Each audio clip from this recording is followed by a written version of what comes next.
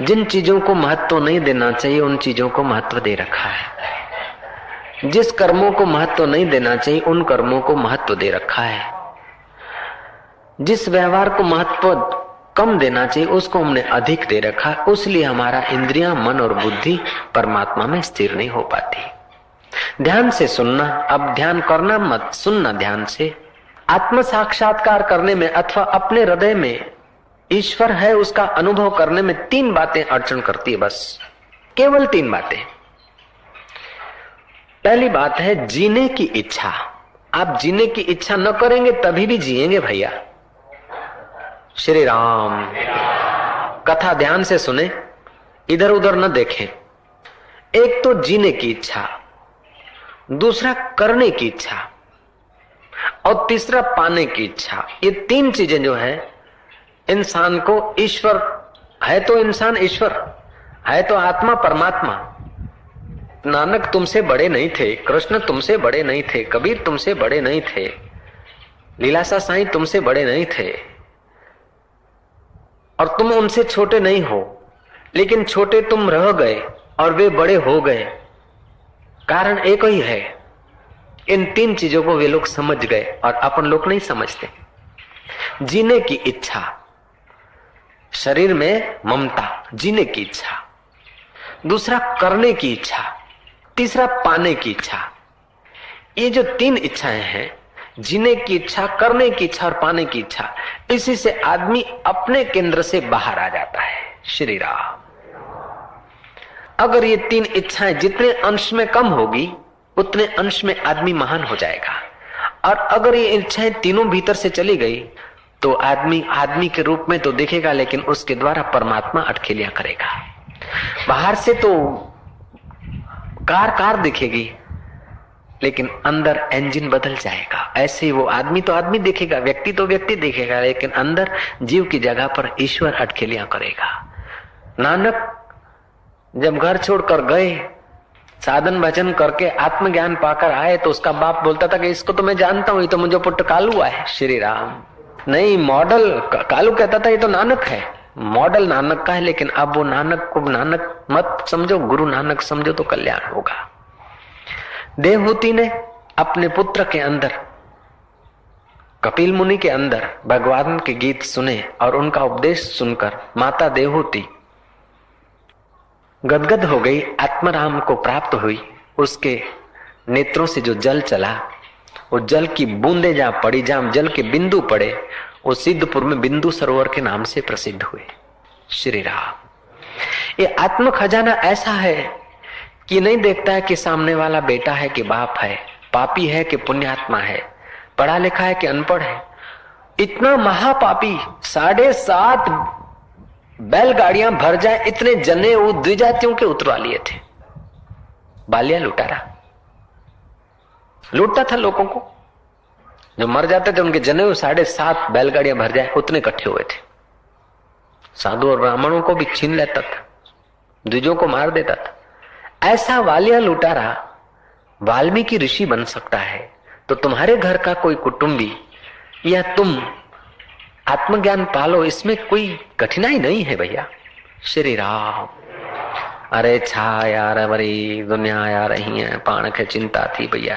चिंता ऐसी डाकिनी काटी कलेजो खाए, साईं बेचारा क्या करे, कब तक कथा सुनाए। ओम ओम। मैं वो पंडित की कथा कहूंगा। श्री राम। देव शर्मा नाम के पंडित बड़ी मधुर कथा करते थे।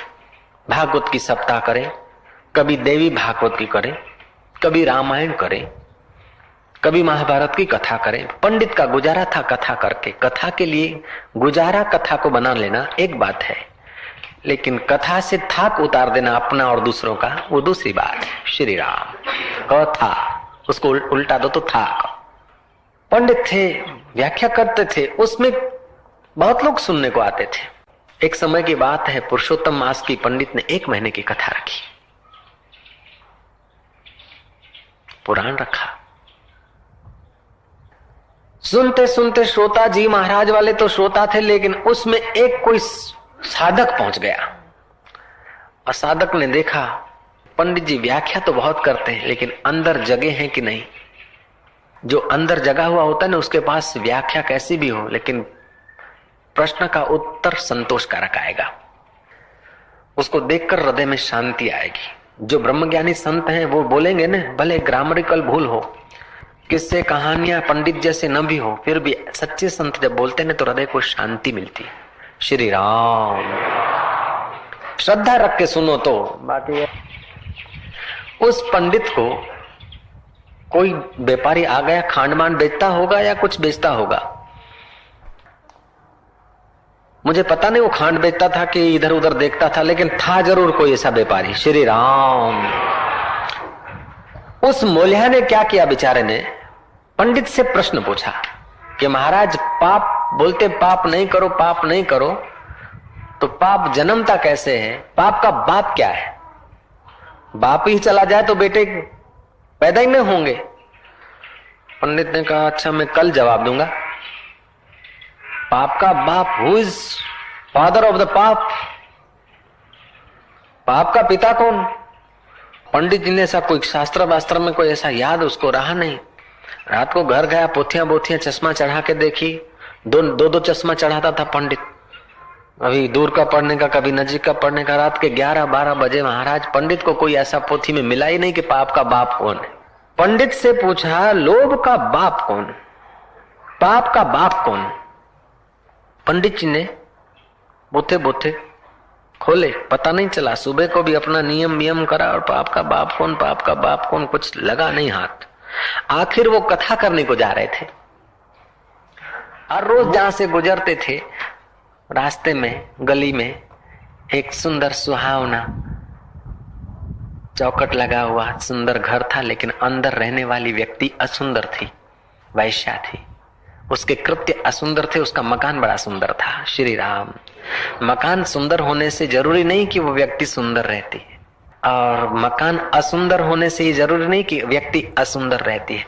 ऐसे ये तुम्हारा भी शरीर और चेहरा, मकान सुंदर होने से तुम्हारी बुद्धि सुंदर है ये जरूरी नहीं है, और चेहरा असुंदर होने से तुम्हारा अंदर वाला असुंदर है ऐसी बात नहीं। तो महाराज वो वैश्या को होता था कि इतने पाप करती हैं, तो रोज ये पंडित जब पसार होते ना कथा करने को, भगवान की कथा करने को जाते थे, इनके दिमाग में भगवान तो है ना, मैं भगवान की कथा करूंगा। तो वैश्या प्रतिदिन उस पंडित का दर्शन करती थी। पंडित कथा में जाए तब भी दर्शन करे, और कथा से लौटे तब भी दर्शन करे। जब सुबह का समय था और रात को संध्या के समय, तो वैश्या को पता नहीं चला कि पंडित जी के दिमाग में कोई उलझन है। लेकिन सुबह जब जा रहे थे तो उलझन बढ़ गई थी। वैश्या ने भांप लिया, क्योंकि उनको पुरुषों से उसका संपर्क होता है, वो मनोवैज्ञानिक हिस्सा भी उसका विकसित होता है। श्री राम। वैश्या ने देख लिया कि पंडित उदास होके जा रहे हैं। बोले पंडित जी नमस्कार। नमस्कार। बोले आज उदास होके जा रहे हैं, बहुत आजीजी की। तब पंडित ने कहा कि किसी ने सवाल पूछा है, पाप का बाप कौन है, उसका उत्तर नहीं आ रहा है, उसी सोच विचार में जा रहे हैं। जरूरी नहीं कि पंडित के मुंह से ही शास्त्र निकले, कभी कभी वैश्या के मुंह से भी भगवान चाहे तो वह शास्त्र निकालता है, वो समर्थ है। जरूरी नहीं कि मैं बोलूं और शास्त्र हो, कभी कभी आप बोले और शास्त्र हो सकता है। जय राम जी की। महाराज वैश्या के मुंह से शास्त्र तो क्या निकले, वैश्या के व्यवहार से शास्त्र निकला। वैश्या ने प्रणाम किया, बोले महाराज ये तो जरा सी बात है, पाप का बाप कौन, आपको पता नहीं? बोले नहीं मुझे पता नहीं। बोले महाराज तो फिर आज कथा जाके क्या करोगे, थोड़े लेट चले जाना, मैं आदमी भेज देती हूँ, वो लोग कीर्तन करेंगे। आज 1 घंटा 2 घंटा, आज शाम की कथा बढ़ा देना, दिन की कथा कृपा करो, आज मेरा घर पावन करो। आप 100 का नोट धर दिया पंडित जी के चरणों में, घर पावन करो। पंडित ने देखा रुपया 8 आना बहुत देते हैं, 100 रुपया दे रहे, 1 मिनट घूम के निकल जाऊंगा, लोग देखेंगे तो नहीं, आटा मार के बाहर। बोले बाहर क्या जाते, अब आए हो, आज मेरे घर का कुछ सीधा मैं देती हूँ, आप ही बना के भोजन कर लो। 100 का नोट और रख दिया। पंडित ने देखा सीधा बना के खाने में 100 रुपया दक्षिणा मिलती है, सीधा बनाने को ही जा रहे थे। बोले नाथ आज तो पक्की रसोई है, पक्की रसोई में तो कोई हबड़छेट होती नहीं, मेरे को संकल्प है कि मैं बनाऊं और आप हारोगे, क्योंकि पक्की रसोई है, पानी तो डालना नहीं, दूध से आटा गूंदूंगी। पूरी तलूंगी, सिरा बनाऊंगी तो भी दूध से, सब कुछ दूध से होगा। पक्की रसोई। 100 रुपया धर दिया। महाराज आटा गूंद लिया, ऐसा ने भोजन बनाया। अब बोले पंडित जी, मैंने आज तक न जाने कितने पाप कर्म किए और तुम कितने धर्मात्मा आदमी, मेरे घर को पावन किया, मेरी रसोई को पावन कर रहे हो, अब मेरे इन हाथों को पावन करो। मेरी इच्छा है कि अपने हाथ से आपके मुंह में ग्रास रखूं। 100 का नोट धर दिया और ग्रास मुंह में धरने लगी। पंडित ने मुंह खोला, अद्भुत तमाचा। This is the father of the पाप। ये पाप का बाप ये है लोभ। पंडित हैं, छूते नहीं, ये नहीं करते, ये नहीं करते, किसी के घर नहीं रहते, रसोई नहीं खाते, लेकिन 3 नोटों ने तुम्हारा सब कुछ पोथियों में रख दिया। जयराम जी की ये केवल एक पंडित नहीं, हम लोग दुकान पे बैठ के भी तो पंडित के भाई होते हैं भैया। जो चिंता बढ़ जाती है ना, हमारे पास अनुचित धन आता है। श्री राम, जब बीमारियां बढ़ने लगे तो समझ जाना कि अनुचित धन आया है। चिंता बढ़ने लग जाए तो समझ लेना कि पाप का बाप आया है। ओम ओम। इसलिए नाव में पानी भर जाए तो दोनों हाथ उलेचिए, और धन में, घर में धन आ जाए तो भी दोनों हाथ से सत्कर्म में लगाई। इंद्रियां फिर आपकी संयत रहेगी, मन शांत रहेगा और बुद्धि परमात्मा में स्थिर होगी। श्री राम। धन आता है तो आदमी बेफाम होने लगता है, धन आता है तो आदमी की विलासिता बढ़ जाती है, धन आ जाता है तो आदमी बाहर से तो बलवान दिखता है लेकिन अंदर से खोखला होता जाता है। जितना आदमी धनवान अधिक, उतना अंदर से खोखला अधिक। श्री राम। जयराम जी की। जितना धनवान अधिक, उतना अंदर से खोखला अधिक। हाँ, उस धन के साथ अगर राम नाम धन है तो, उस धन के साथ अगर गुरुओं के ज्ञान का धन है तो और बात है, लेकिन नहीं तो महाराज जितना धन और सत्ता बढ़ती है उतना आदमी अंदर से कंगाल हो जाता है और इंद्रियां और मन उसकी बेफाम हो जाती है। श्री राम। कोवा दरिद्रो, आद्य शंकराचार्य ने एक ग्रंथ में प्रश्न उत्तर किया है। दरिद्र कौन है कि जिसकी विशाल तृष्णा है, जिसकी इच्छाएं ज्यादा है संसार के सुख भोगने की। तो हमको जीने की इच्छा, करने की इच्छा और पाने की इच्छा, ये 3 इच्छाओं ने हमारी इंद्रियों को, मन को और बुद्धि को बहिर्मुख करके दिवाला निकाल दिया है। श्री राम। कृपानाथ एक काम करिए कि मन को, इंद्रियों को, श्री राम, और बुद्धि को तुम सत्संग के रस से थोड़ा भर दोगे ना तो जीवन से दुख, चिंता और नरक चला जाएगा। और मनमानी करोगे तो जाना तो सबको है देर सबेर, मनुष्य जन्म का दुरुपयोग हो जाएगा। मनुष्य जन्म का दुरुपयोग हुआ ना तो समझो 84 लाख जन्म, कभी घोड़ा बनेंगे, कभी गधा बनेंगे, कभी पेड़ बनेंगे, कभी कुछ बनेंगे। तो हम लोगों को 84 लाख जन्म भोगना पड़ता है।